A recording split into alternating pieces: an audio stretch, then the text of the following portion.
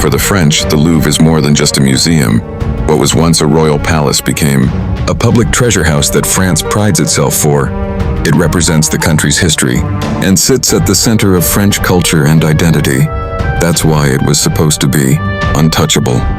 The cultural and historical value of the Louvre turned it into an impregnable fortress guarded by scanners, cameras, and a small army of staff. It was believed to be the most secure place for any priceless piece of art. Yet, on the quiet Sunday morning of October 19th, that illusion came crashing down. In a heist that lasted only 7 minutes, a crew slipped in through the second-floor window of the Galerie d'Alon like a scene from Ocean's 11 and emptied 2 cases of crown jewels. By noon, streets were shut off. The French public was in shambles, and every screen in Paris carried the same headline. A sprawling international manhunt underway this morning after thieves took priceless jewels from the Louvre Museum in Paris. This wasn't just a robbery. It was a strike at France's history and its national pride. This is how the Louvre got hit, in broad daylight. The impossible had happened despite all precautions and advanced systems in place. Forensic teams arrived within minutes, but the professional thieves left no traces behind. These weren't ordinary jewels, but pieces that represented centuries of French monarchy. The French people felt personally violated, their cultural heritage stolen in plain sight. News networks worldwide picked up the story, questioning how such security could fail. Louvre officials began immediate review of all security protocols and staff procedures. The thieves' escape route through Paris back streets remained a mystery to investigators. Beyond the monetary value, the theft struck at the heart of French cultural identity. Interpol joined the investigation as the search expanded across European borders. The greatest art heist of the century had begun with perfect precision and timing. For a long time, the Louvre has felt bulletproof. A palace-turned-museum that seemed beyond risk. However, this is not the first heist the Louvre has known. In 1911, Vincenzo Peruggia, an ordinary handyman, lifted the Mona Lisa off the wall, hid it, and turned it into a global obsession. After a 2-year search, the painting was found in Italy and restored to its place at the museum. Since then, security was rebuilt, and the Louvre has proven to have earned the status of an impregnable citadel. The masterpieces of art and national symbols it held were safely kept behind layers of protection. Cameras tucked along the walls, locked doors, and guard routes planned to the minute. The museum ran like a clock with controlled entrances and a 24/7 operation center. Despite all of this, the unthinkable happened.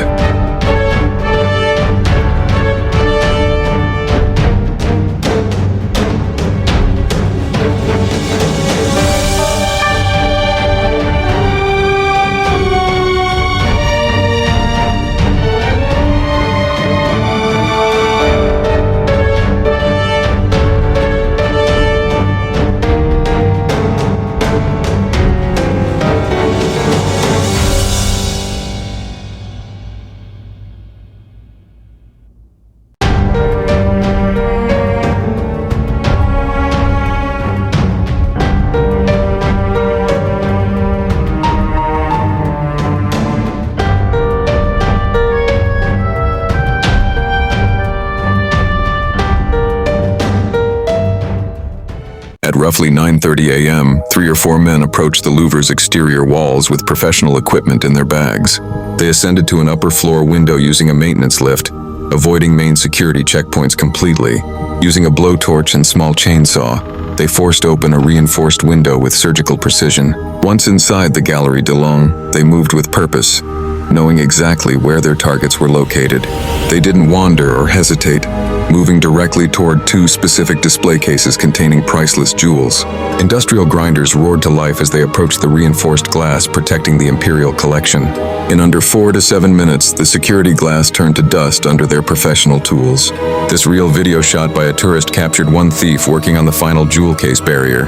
The thieves scooped 9 specific jewels, including Empress Eugenie's tiara, brooch, and crown. Security alarms sounded throughout the museum as protocols were immediately activated. Visitors were swept from the gallery, unaware they were witnessing a major heist in progress. We were ready to see the Mona Lisa when security swept us down the stairs and out the exit. Security locked down the jewel room, avoiding direct confrontation with the armed robbers inside. The entire museum began immediate evacuation while waiting for police reinforcements to arrive. The delay between breach and full police response gave thieves the window they needed. They retraced their steps out the same window, jewels securely in their possession. This real tourist video shows the thieves descending the same lift they used for entry.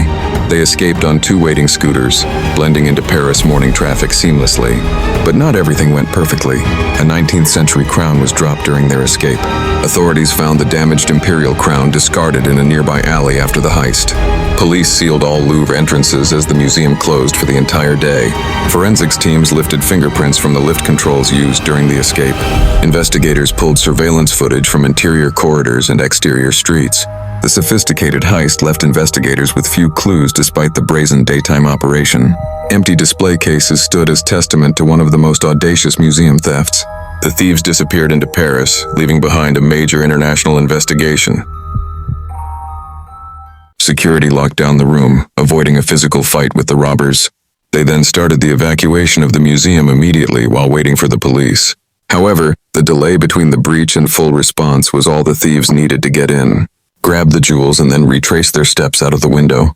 This is a real video filmed by a tourist of the thieves descending the lift. They escaped on the back of 2 waiting scooters, but not everything went according to plan. In their rush, a 19th century crown was dropped, later found by authorities in a nearby alley lying damaged on the ground. Inside the Louvre, police sealed entrances, and the museum closed for the day. Forensics teams lifted prints from the lift's controls, pulled surveillance footage.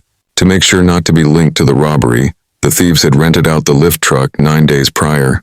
When the delivery guy came to deliver the lift truck, 2 masked guys showed up and hijacked the truck. They painted it and put up a fake license plate.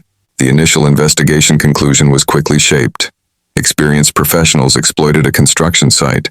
The thieves were last seen heading south on their scooters, likely aiming for the highway out of Paris. France woke up to more than a theft. It was a blow to national pride that caused a political outcry, with Macron calling the raid an attack on our history. National Rally leader Jordan Bardella. The first part of their mission was successful, but what comes next is way more challenging. With all of France on their tail, will they be able to melt the pieces and see their money? Or will all of it be for nothing? Forensic teams documented every fiber and fingerprint at the crime scene. The lift truck rental records became crucial evidence tracing the perpetrators. The attempted theft triggered national debate about heritage security funding. Though damaged, the crown's recovery became a symbol of national resilience. The heist ultimately strengthened protection measures for cultural treasures nationwide. This failed heist served as a costly lesson in preserving national identity.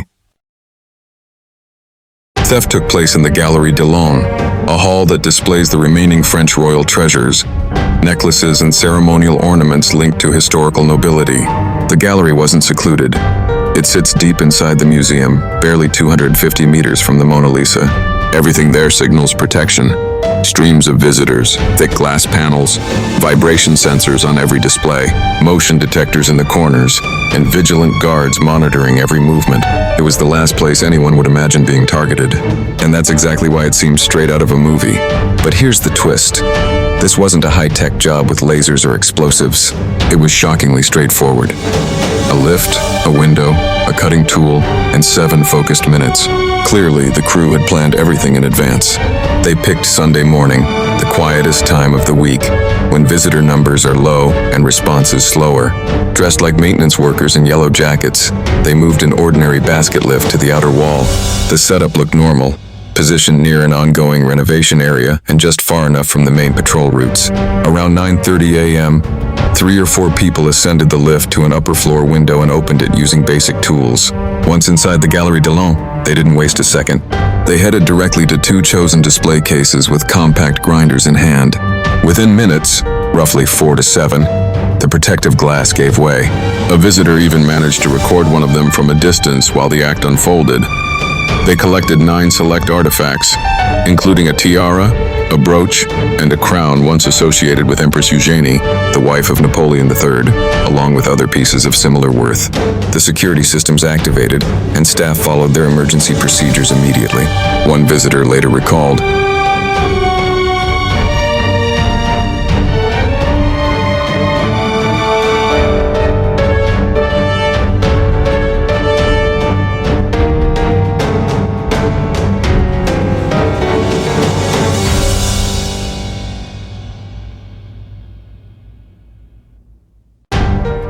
The first part of their operation was successful, but what comes next is far more difficult.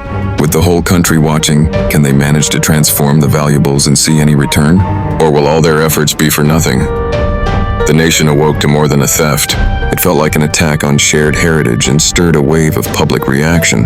Government leaders and public figures described the incident as a serious blow to cultural pride. Worryingly, this was not an isolated event.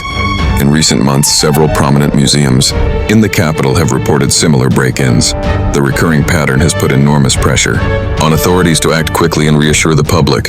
Solving this case quickly is crucial. Items this famous cannot be sold in their original forms, which usually forces dismantling. Them to dismantle them, melt the metals, or recut the gemstones.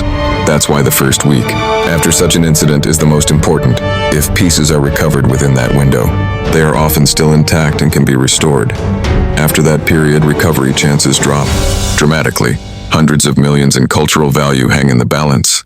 Investigators suspect careful planning and inside knowledge played a role. Experts outline 3 common paths for handling stolen cultural items. One option is to break everything down, separate and sell the gold and split up gems. Another is to hold out and wait for insurance payouts or reward offers. A third route is to move items through hidden channels before selling in pieces. Authorities are racing the clock, tracking leads and following forensic traces. So far, some physical clues have been left behind. Transport equipment and tools used during the operation, and a few items of clothing. Each piece of evidence helps build the investigation as the clock continues ticking toward the critical deadline.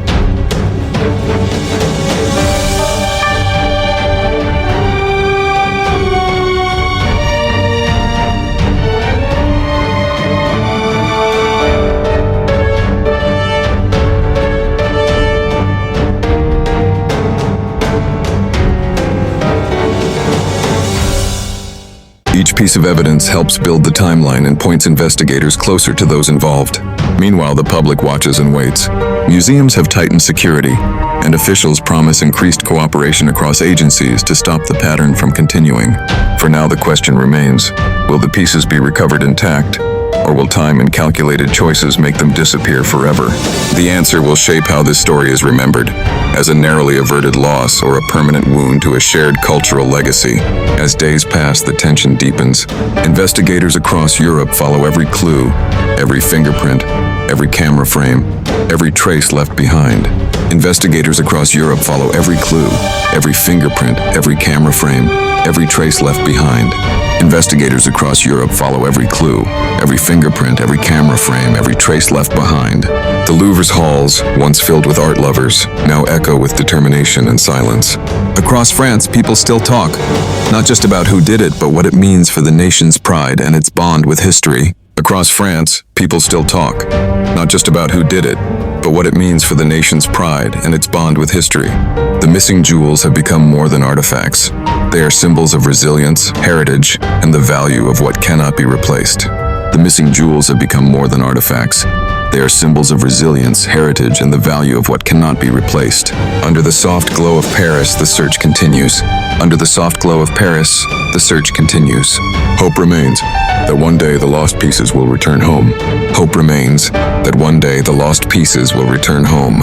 Because in France, some treasures are too meaningful, too deeply woven into its soul, to ever truly disappear. Because in France, some treasures are too meaningful, too deeply woven into its soul, to ever truly disappear. Each piece of evidence helps build the timeline and points investigators closer to those involved. Officials promise increased cooperation across agencies to stop the pattern from continuing. The answer will shape how this story is remembered, as a narrowly averted loss or a permanent wound to a shared cultural legacy. Because in France, some treasures are too meaningful, too deeply woven into its soul, to ever truly disappear.